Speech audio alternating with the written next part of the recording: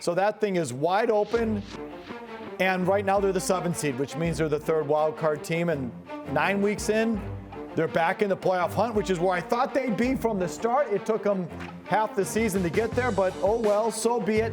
They are there. Bert Breer from Sports Illustrated joining us now from Parts Unknown. Bert, do you think the division is actually in play for the Patriots?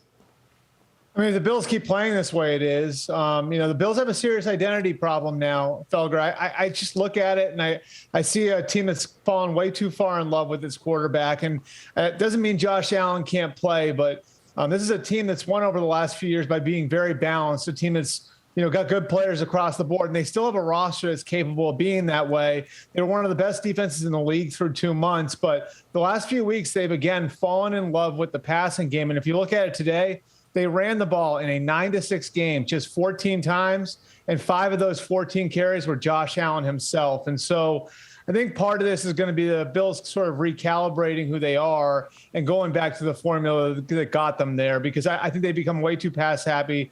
There's some feeling across the league that maybe the offensive coordinator there, Brian Daboll, is maybe campaigning for a head coaching job a little bit with the way he's calling plays, and obviously it can't be that way. All right, Ted, so I ask you, do you think that there's any separation going on here with the Patriots? In other words, here come the Browns. Okay, they're right lumped in with the Patriots in that same spot in the playoffs. They're going to be vying directly against each other for postseason berth. But I think the way Patriots fans are now looking at this, they say, Browns at home, no problem. Do you feel the same way? I wouldn't say that. I mean, the Browns, it was an impressive win against the Cincinnati Bengals today. So I'm not going to sit there and say this is a layup.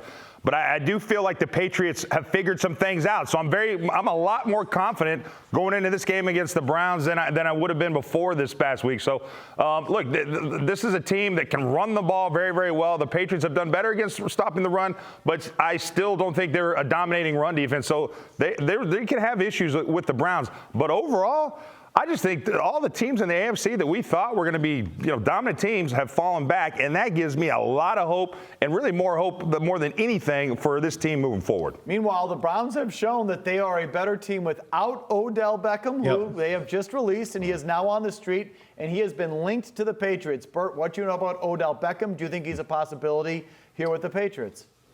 Well, I mean, I think you got to pay attention to what just happened in Cleveland. I had one coach tell me that this morning Baker Mayfield was in an awfully good mood, and that was probably as efficient an offensive performance as they've had all year. Baker Mayfield played better last year after Odell Beckham got hurt, and today they averaged 7.8 yards per play in their first game without Odell Beckham.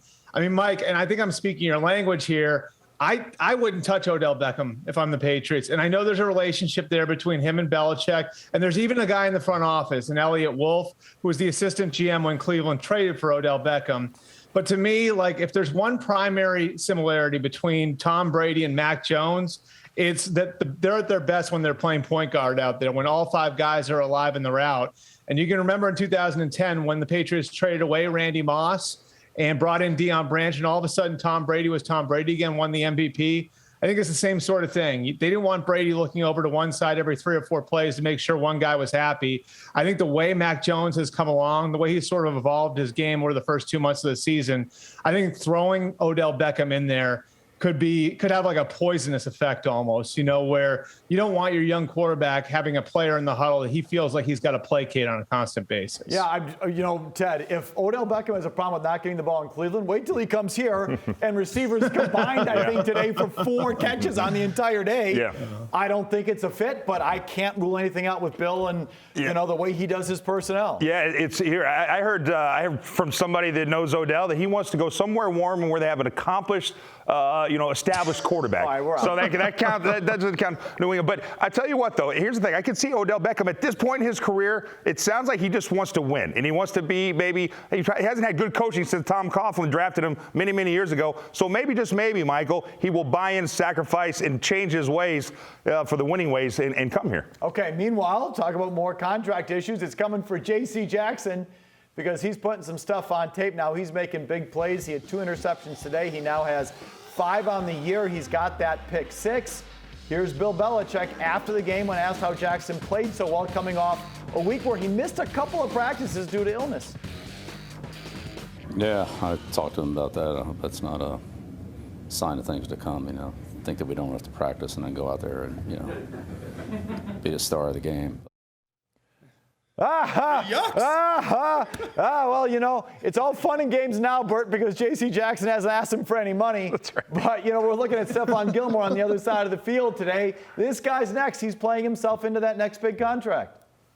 There's no question. And, they actually discussed contract in the offseason. My understanding is they were so far apart, they didn't even get to the point where they were countering each other's offers. It was just like, okay, we're that far apart. We're going to walk away from the table and we'll see where this goes. And I think J.C. Jackson's very focused on getting top dollar. And we can argue till we're blue in the face about whether or not the guy's a true number one corner. Here's the fact, guys. Number two corners that make it to the market get paid like number one corners, because true number one corners generally don't make it to the market. So if this guy keeps playing this way and he gets to the market, he's going to get paid like a number one corner. You saw it happen with Byron Jones a couple of years ago, where in Dallas, he's a good player, not a great player, makes it to the market. Miami pays him like a number one corner. The same exact thing is going to happen with J.C. Jackson if he gets to the market in 2022. Ted, should they just have paid Stephon Gilmore? Yes. Oh my gosh, please. Yeah. If you would have just given him a little bit, I think a few extra mil, he would have been on this team. I think he would have played from the beginning of the season, Michael.